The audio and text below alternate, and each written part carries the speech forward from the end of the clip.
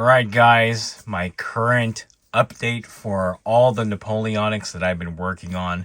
I started off the year working on some Russian line infantry that I had laying around as just a single box, and I finally completed the entire battalion. The only thing I'm actually missing on this battalion are the two flags. I haven't decided which flags they're going to use, but I'm actually very pleased to have completed this entire battalion in, a couple weeks. I'm not a very fast painter, so to even get an entire battalion done in 2 weeks is not bad for me. So let me show off these figures a little bit, and then we're going to move on to other stuff that I've worked on in the past couple weeks. All right, so first off are the first three stands here. I have two grenadier stands to the left and to the right, and in the middle is the command stand. I do have the officer kind of doffing his cap and urging his battalion to move forward, which obviously is very difficult in the Black Powder area because it's frightening. But in any case, yeah, I decided to go with this. So let me bring one of the grenadier stands closer. So what I do like about the Russian uniform is that you have, it's very basic. You have white for the pants, you have green for the jacket / tunic, and then you have a splash of red for the cuffs as well as the base of the palm. It's definitely not a difficult paint scheme. Actually, you have to paint these scabbards, or they should be white, or at least the crossbelts should be white, but I'll correct that for next time. But as you can see, not very difficult to paint, and that's why I went with this color. And it does match the artwork in the back. You can't really see it right now, but yep. All right, here's the command stand.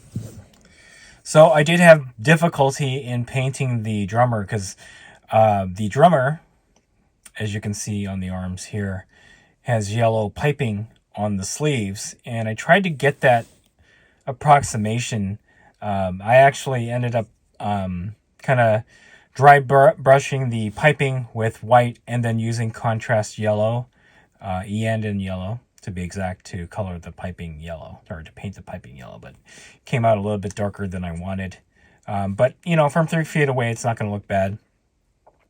With these shakos that do not have oilskin covers, I like that they have the white braid on it. It really makes the shako pop, considering it's black.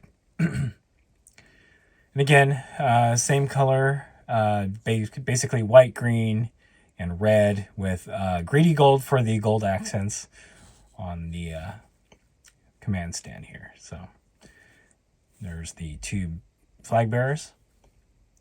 I keep poking myself with these metal pikes. So, all right. Next up are the 3 middle companies. Oops, right there. So I did 2 with the oilskin covers on the shako. Made it a lot easier to paint them. Obviously, I used skeleton horde contrast paint over white to simulate kind of like a canvas look to the oilskin cover. Again, we got the white, the red, and green, as well as gold accents. Bring this company up.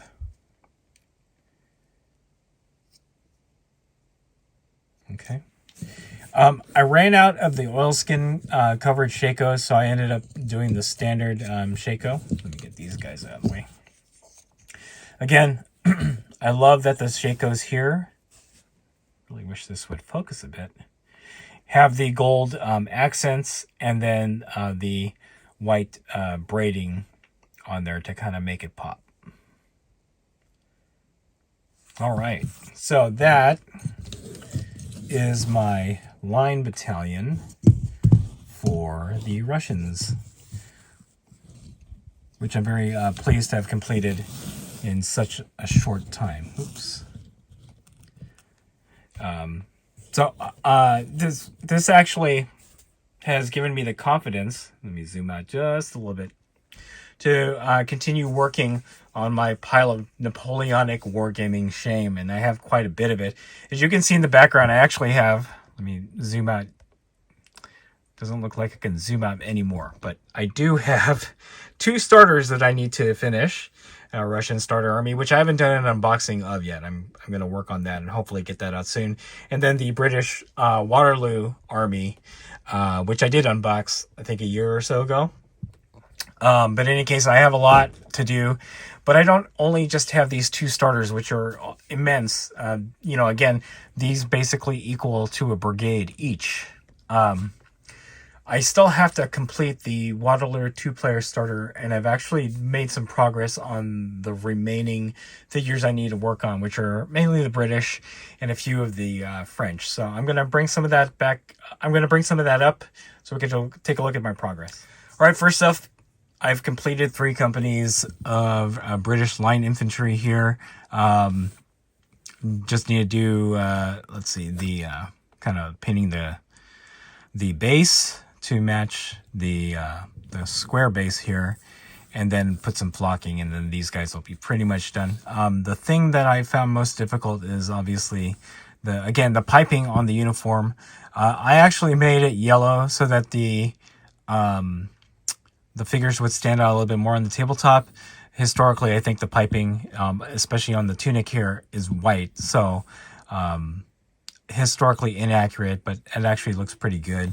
As you can see here, this is one of the ones I painted much earlier than that, and the piping on the tunic is white. So just for comparison. Okay. And then obviously on this one also white. So yeah, I'm not sure moving forward whether I'm going to color that piping yellow. Obviously, as I work on a different line battalion, I'll probably make the facings a different color. I gave them yellow facings.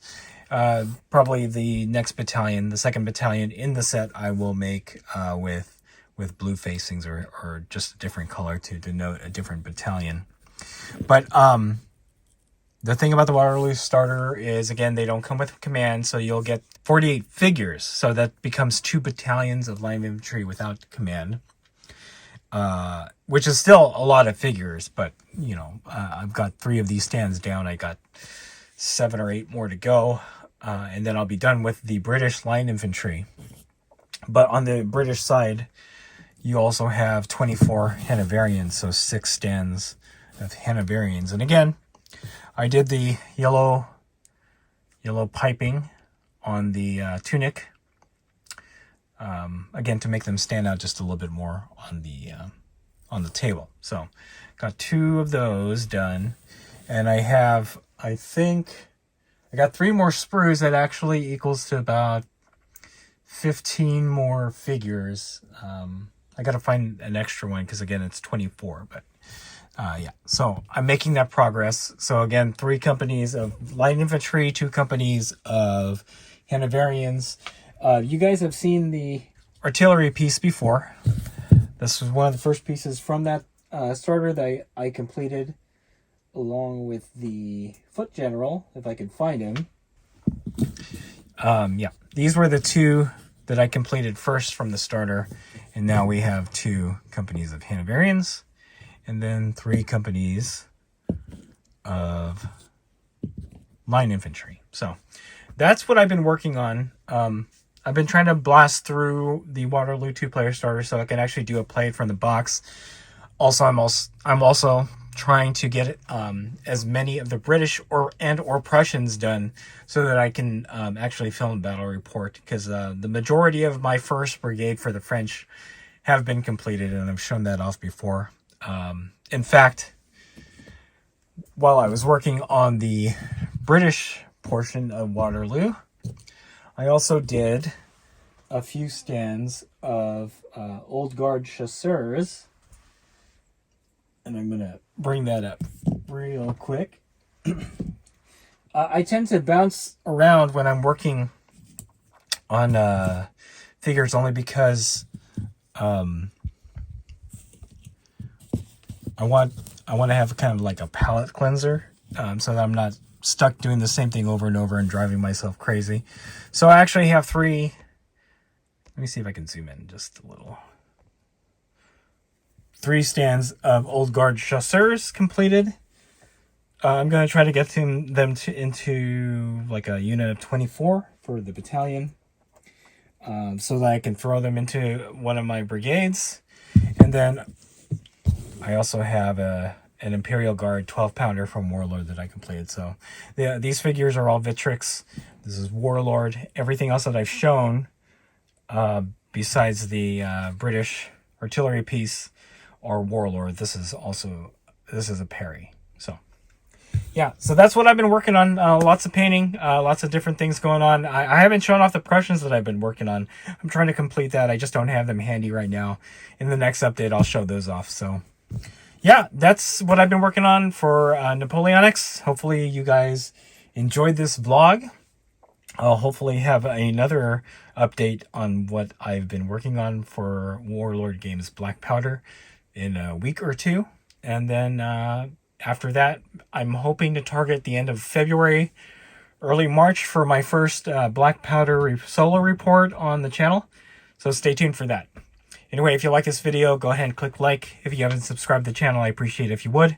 Click the bell notification icon to get notified of all new hobby vlogs coming out of the channel. And then click the link in the description below to join our Discord server. That is the best way I can personally interact with you and chit-chat you about Warlord Games, Black Powder, and any other game that we cover on the channel. That's it. Thanks for watching, and stay tuned for more hobby vlog from WarGamingNewb Historical.